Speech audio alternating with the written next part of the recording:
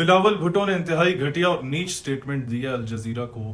I don't know it was slip of tongue یا وہ پھنس گیا تھا اس ہندوستانی جرنلسٹ کی باتوں میں. جرنلسٹ واز انڈین, لیکن یہ ان انٹینشنلی مجھے نہیں لگ رہا. وہ اس لیے نہیں لگ رہا کہ 2022 میں بھی بلاول بھٹو نے جملہ بولا تھا کہ کہ بیڈ آرگنائزیشنز کے خلاف ایکشن لیا گیا. میں نہیں مانتا. آپ کہتے ہو جناب علی جن دہشت گردوں کو آپ لوگوں نے, دہشت گرد سے مراد حافظ سعید اور مسعود اظہر کا اس نے ہمارے لیے تو مجاہد ہے.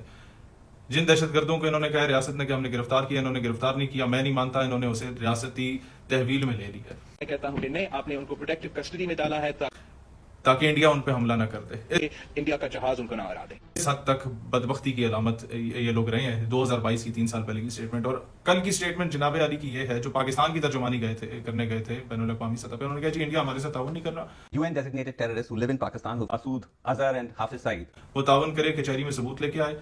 If India is willing to be cooperative in that process, I'm sure تو ہم یہ دو جو انڈیویجولز ہیں یہ there will be no hurdle in extraditing any individual of concern. اس کو دینے کو تیار ہوں گے, مولانا مسعود اظہر اور Hafiz Saeed. And someone like Masood Azhar or Yes. ایک تو آپ لوگوں کا کردار ہمیشہ سے بڑا گندا رہا ہے. ہم شہید اور محترمہ کی بڑی قدر کرتے ہیں بطور وزیر اعظم پاکستان, جو آپ کی والدہ تھیں اور ایک خاتون بھی تھیں. بہت احترام ہے ہمارے دل میں, لیکن مسئلہ یہ ہے کہ خالصتان کے لوگوں کی لسٹیں انہوں نے پرووائڈ کی تھیں. اور آپ کے نانا جان جو ہیں ان کا بھی ہم بڑا احترام کرتے ہیں کہ ہمارے آنریبل پرائم منسٹر رہے تھے بدقسمتی سے, لیکن بنگلہ دیش کو انہوں نے توڑا تھا. رہی صحیح کسر آپ پوری کر لیجئے گا کہ ہم جناب جو لوگ زلزلہ زدگان میں اور سیلاب متاثرین ہوتے ہیں ان سب کی مدد کرتے ہیں, ان کو انڈیا کے حوالے کریں گے.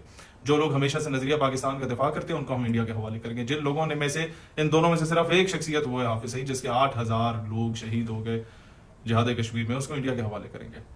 بہت بڑی بدبختی کی بات ہے. آپ کو اس نے سوال کیا کہ جناب علی UN ڈکلیئرڈ دہشت گرد ہیں تو ان کے بارے میں کیا کریں گے, بندہ سیدھا سیدھا جواب دیتا کہ بھئی UN ڈکلیئرڈ ہے تو پھر انٹرنیشنل کورٹ آف جسٹس نے نیتن یاہو کو دہشت گرد ڈکلیئر کیے, جاؤ اس سے پہلے اریسٹ کروا کے لاؤ نا. UN میں جا کے ہم خود انہیں سمجھا دیں گے کہ یہ دہشت گرد نہیں ہے, انڈیا نے آپ کے کان بھرے ہیں, غلط رپورٹیں کی ہیں. یہ لوگ تو وہ ہیں جو اپنی زمین کی آزادی کے لیے جدوجہد کر رہے تھے, ایک جمہوری جدوجہد کر رہے تھے. They are leading a political party.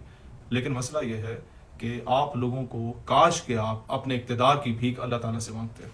آپ لوگوں نے اپنے اقتدار کی بھیک مانگنی امریکہ سے. خواجہ آصف صاحب اور اسحاق ڈار صاحب کے بھی جو کل اور پرسوں کے بیانات ہیں وہ یہی ہیں کہ ابراہیم ایکارڈ جو ہے اس پر پاکستان اپنے مفاد میں جو بہتر ہوا وہ فیصلہ کرے گا.